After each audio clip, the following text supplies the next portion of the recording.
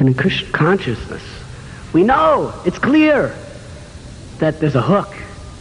There's a hook in this object of the senses. And if I get attached to it and try to enjoy it, it's going to make my heart bleed and suffer.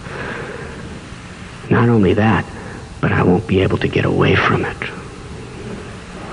Dhyayato vishayam bhungsham. Krishna says in Gita, when you contemplate the objects of the senses, you become attached. From such attachment, lust arises. And when lust is unfulfilled, which it will be unfulfilled, anger arises. And from anger, bewilderment of memory, we forget what is to be done, what is not to be done, what I've been learning all these years. And then our intelligence is lost, and we act according to our mind and senses rather than according to the dictations of Guru, Sadhu, and Shastra. And then we fall back again into the material pool. Bloop. We fall again into material existence. So this is what we have been taught. We know the hook is there, but still, Maya is so strong. Even though we know the hook is there, we know we will suffer, still, we're hoping, perhaps, in the whole history of creation, past, present, and future, I will be the one exception, and I will enjoy.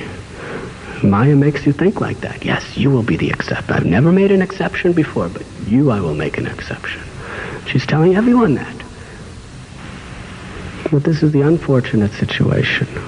When we know the condition of how Maya is entrapping the conditioned souls, and still we are chasing after. That same energy. Human life is so small. Just a few moments in the eyes of eternity. And there's so many suffering souls in this world. And there's so few people to help them. And we've all been chosen to help. Human life is so rare, so precious. And every moment of this human life is the most valuable commodity in all of existence.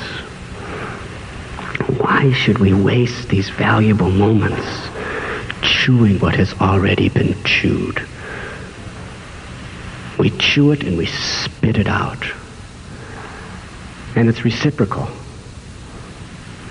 If you think of it realistically, the objects that Maya gives us, we chew it, we're tired of it, we're frustrated with it, it causes us suffering, and we spit it out. And in the meanwhile, Maya, through the objects of the senses, is chewing us and spitting us out. We're just being chewed up by Maya and spit out. And we see again and again and again how this is happening. How Maya works through her agents. She allures us. She traps us. She gives us some pleasure. She chews us. She spits us out, and we suffer. And we're frustrated. And then what do? We take shelter of the same process again for relief. What I need is another lover. What I need is another object of sense gratification. Whether it be through drugs, or whether it be through intoxications or sex life, or whether it be through so much earning of wealth and prestige.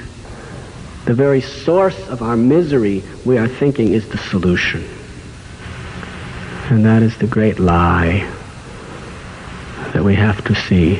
And Srila Prabhupada explains that you must read my books every day.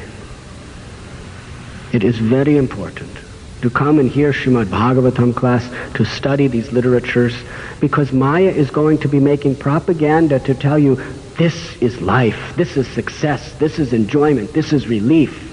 And Prabhupada is continuously saying, don't believe her. It is not. The only relief is in Krishna Seva. Look for your relief in chanting Krishna's name, in serving Krishna's devotees, in worshiping the deities. There are 9 processes of devotional service. And through engaging our mind and senses in these processes, we can actually find real happiness. But this type of happiness takes time, because the real happiness that we are trying to achieve through the process of Krishna consciousness comes through purification of the heart. And it takes time, Chetodharparamarjanam, for the dust and the dirt accumulated for millions of births to be cleansed. But we have faith, and we preserve that faith and keep the strength on the basis of that faith by hearing every day, regularly. By hearing from Srimad Bhagavatam, from hearing from Bhagavad Gita, by hearing from sincere and concerned devotees. It gives us the strength and the confidence to continue on this process of purification. And to give us the power to resist the ever-present temptations of Maya, that which is not. It appears to be our friend, but it is not. It appears to give us relief, but it will not. It appears to will give us happiness, but it will not. That which is not, that is Maya. That is the illusion. So we must be very, very careful to always keep very good association of devotees and keep our sadhana very strong. Because without strong sadhana, Srila Prabhupada said in one purport that of all my instructions, the most essential is to chant at least 16 rounds every day. And Srila Prabhupada warns us that anyone who does not follow this principle of chanting at least 16 rounds every day, that person is subject to be a victim of Maya at any given moment. And also Srila Prabhupada warns us of the importance of hearing Srimad Bhagavatam every day and associating with devotees, sincere devotees. Because Maya is so strong and we are so insignificant.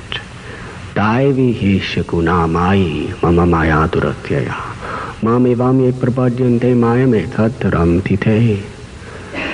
This material nature is very, very difficult, impossible to overcome, unless we surrender to Krishna.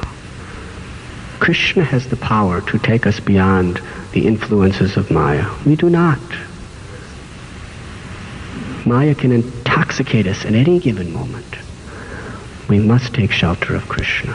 We must take shelter of Krishna's instructions and Krishna's devotees. And Krishna can carry us across this ocean, this vast ocean of birth and death, if we sincerely adhere to his mercy. You were listening to Radhanath Swami on devotionalnectar.com.